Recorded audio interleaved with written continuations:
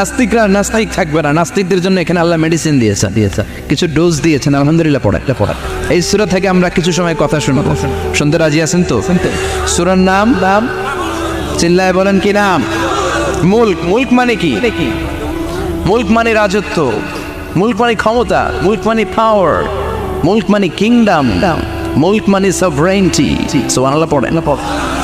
রব্বুল আলামিন বলেন তাবারাকাল্লাযী বিয়াদিহিল মুলকু ওয়া হুয়া আলা কুল্লি শাইইন কাদির। সুবহান সেই সত্তা যার হাতে ক্ষমতা আর তিনি সব বিষয়ে ক্ষমতাশীল। সুবহানাল্লাহ।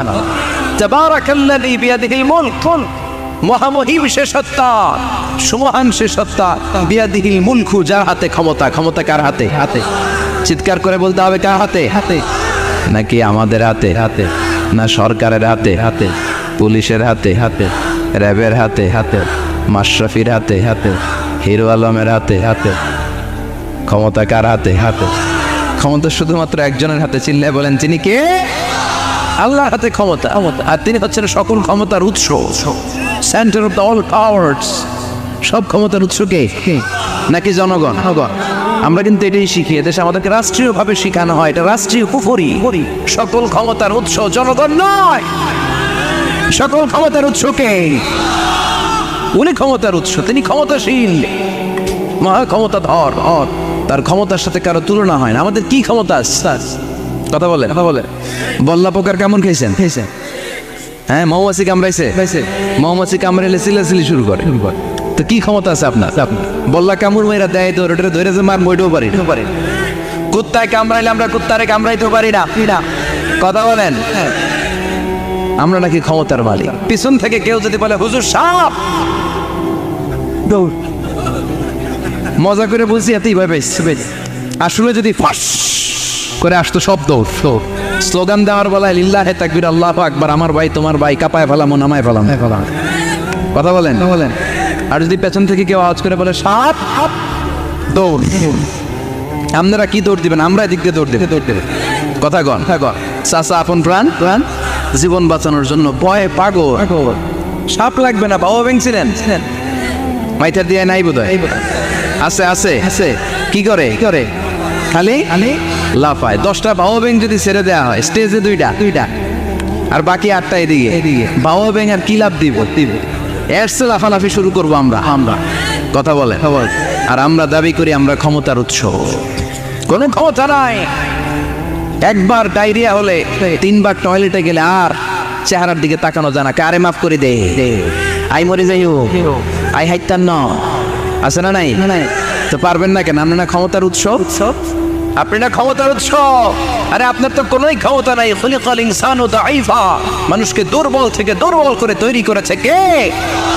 এজন্য রব্বুল আলামিন বলেন তাবারাকাল্লাযী বিয়াদিহিল মুলকু ওয়া হুয়া আলা কুল্লি শাইইন কাদির। সুমহান সেই সত্তা যার হাতে ক্ষমতা। চিল্লায় বলেন ক্ষমতা কার হাতে? আমাদের হাতে কোনো ক্ষমতা নাই। আমরা হলাম দুর্বল। আমরা কি দুর্বলের ঘরের দুর্বল। আমরা যখন জন্মেছিলাম দুর্বল। আমার ছোট্ট একটা মেয়ে আছে, আমি অবাক হয়ে থাকি যে আমিও তাইলে ছোটবেলায় এরকম ছিলাম। না খাওয়ালে খেতে পারে না, পেশাব পায়খানা করে, ঘর নষ্ট করে, বমি করে, দাঁড়াতে পারে না, শুইতে পারে না, লালা পড়তে থাকে, ক্লিন করতে হয় সব সময় তাকে। আল্লাহর আদেশে দেহে ঢুকে, আল্লাহর আদেশে বের হয়ে যায়। ঠিক কিনা? এই যে ছোট্ট বাচ্চাটা দেহের ভিতরে যে রুহু ঢুকলো, কে দিল? 120 দিনের আগে মানব শিশুর দেহের ভিতরে কিন্তু রুহের ফুৎকার হয় না। সহিহ বুখারীর বর্ণনা 40 340 কত কথা বলেন। প্রথম 40 থাকে নুতফা, তারপরের 40 হয় আলাকা, তারপরের 40 হয় মুদগা, sperm drop, blood clot and then the little flesh. ছোট্ট নাপাক পানি ছিলাম। শুক্রাণু ছিলাম আমরা। কি ছিলাম? শুক্র ছিলাম না, শুক্রাণু। শুক্রের অণু। 1 ফোঁটা শুক্রের মধ্যে 20 কোটি অণু থাকে। ওই 20 কোটির একটা ছিলাম আমি আর আপনি। সুবহানাল্লাহ। বাড়িতে গিয়ে বললেন ডিম্ব আমরা ছিলাম না, আমরা ছিলাম ডিম্বাণু।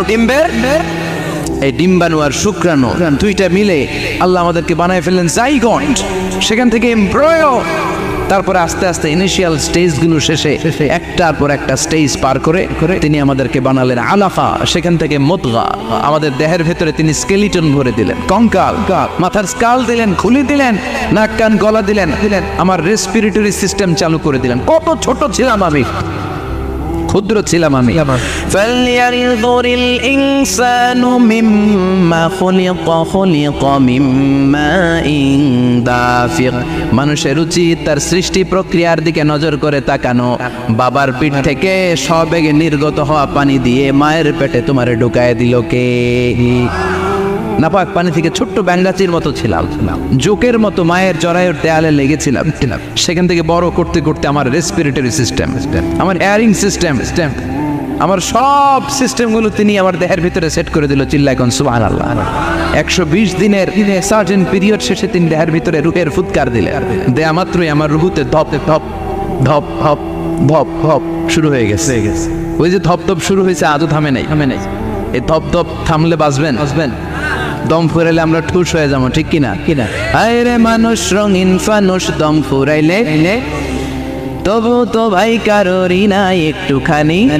আরে মানুষ রঙিন ফানুষ, রঙিন ফানুষ, আইরে মানুষ। সুবহানাল্লাহ বলেন। সে আল্লাহ বললেন, গোলাম, জীবন আর মরণের মাঝখানে আমি তৈরি করেছি রুহু। পৃথিবীর বিজ্ঞানীরা সব বানাতে পারে, কম্পিউটার বানাতে পারে, প্লেন বানাতে পারে, হেলিকপ্টার বানাতে পারে, রকেট বানাতে পারে, কিন্তু গোটা বিশ্বের সব বিজ্ঞানীরা মিলে কি রুহু বানাতে পারে নাকি? কথা বলেন। গত বছর সোফিয়া নামে একটা রোবট আসছিল না? কথা কন।